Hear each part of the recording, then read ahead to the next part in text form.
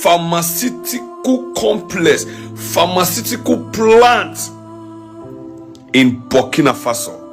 What Ibrahim Traoré wants to do right now is that no matter your health condition, no matter what the ailment may be, no matter what the sickness may be, you don't need to travel to the West before you get a cure or get treated.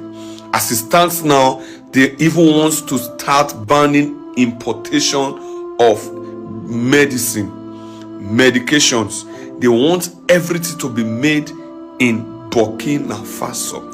Oh God, Ibrahim Traoré, whatever you are doing, whatever you have done to make Burkina Faso this way, please keep doing it.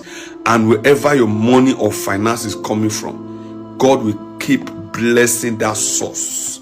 See, if you are a Pan-African, you are happy for what is happening in Burkina Faso, comment on this video, share it and like it. Share it, let everybody be seeing it. This is the highest. As it stands now, to an extent, other Western countries can even be coming to purchase medications from Burkina Faso. Ibrahim Traoré means business. I don't know what other African presidents are waiting for. Why are they not following his lead? Oh my God. Since the giant of Africa cannot do it, let the David of Africa do it. Wow, small but mighty. Congratulations to Burkina Faso. Makes it dangerous. Because when a country stops begging for medicine and starts producing it, the world takes notice, and not everyone is applauding. So what exactly is happening in Burkina Faso? Is this a bold leap toward African health independence, or the start of a geopolitical firestorm that Big Pharma will not take lying down? Let's break it down.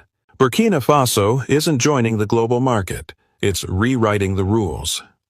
In a move that stunned traditional development circles and energized a continent, Captain Ibrahim Traoré signed a $50 billion deal with Canada, a pact to construct Africa's first fully integrated pharmaceutical megacity. Not a pilot program, not a test lab, a continent-scale production, research and training ecosystem, designed not to adapt to the world's health systems, but to replace them. The announcement, delivered in Traoré's now iconic televised address, didn't mince words. No more shall we wait for handouts of expired drugs. Africa will produce life, with dignity, science, and our own hands. This is not the language of diplomacy. It's the rhetoric of rupture. For decades, Burkina Faso had been boxed in by narratives of scarcity, fragility, and dependence. Today, it is attempting something far more radical, to turn its historical vulnerability into a strategic advantage. The megacity is not a single building or a symbolic project.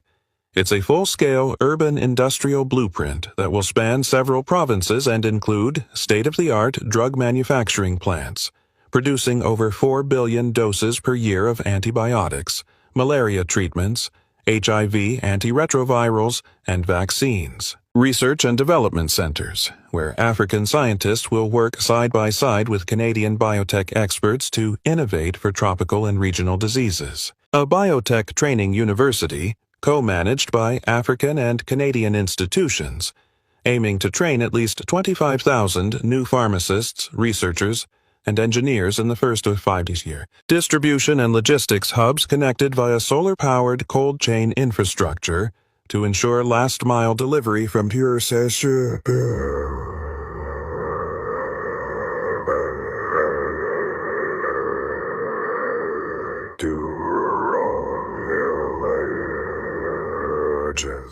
Every element is being built on African soil, with African labor and for African health sovereignty.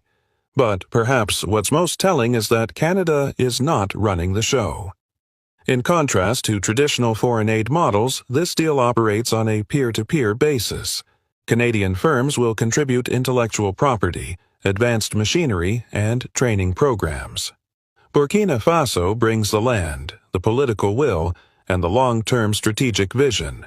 As one Canadian ambassador phrased it, this is not about saving Africa, it's about trusting it. According to data shared with Rising Africa, This single project is projected to boost Burkina Faso's GDP by 18% within a decade, adding over 250,000 direct and indirect jobs. These span a full spectrum, from unskilled labor to high-tech roles in biomedical engineering and logistics analytics. For a country often left out of continental leadership conversations, this is a transformative bet on inclusion through industry. What's more, the entire megacity is designed to run on renewable energy.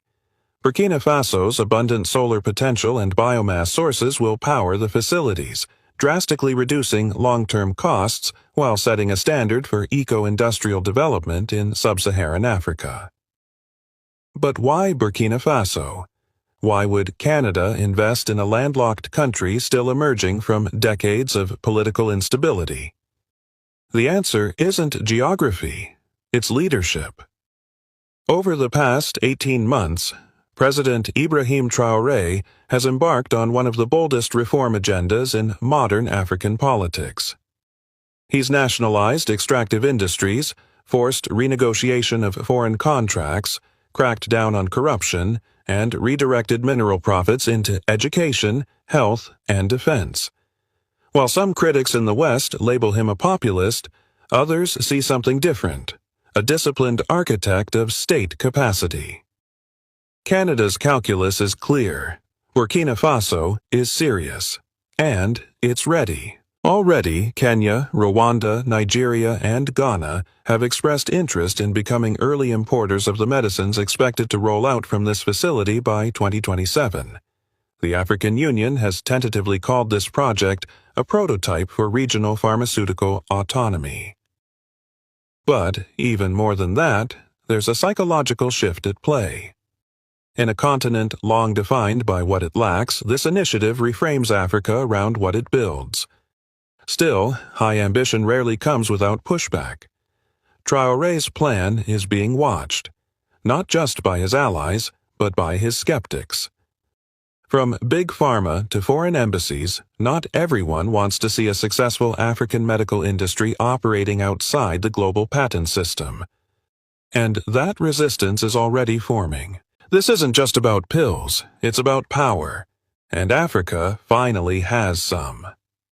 The real shockwave didn't come from the contract itself. It came from the reaction. Within 24 hours of Captain Ibrahim Traoré's speech announcing the pharmaceutical megacity, social media across Africa lit up with hashtags like #AfricaHeals itself and #Burkina Rising. For many, the announcement wasn't just news, it was a rupture in the way African people see themselves. In cities from Dakar to Dar es Salaam,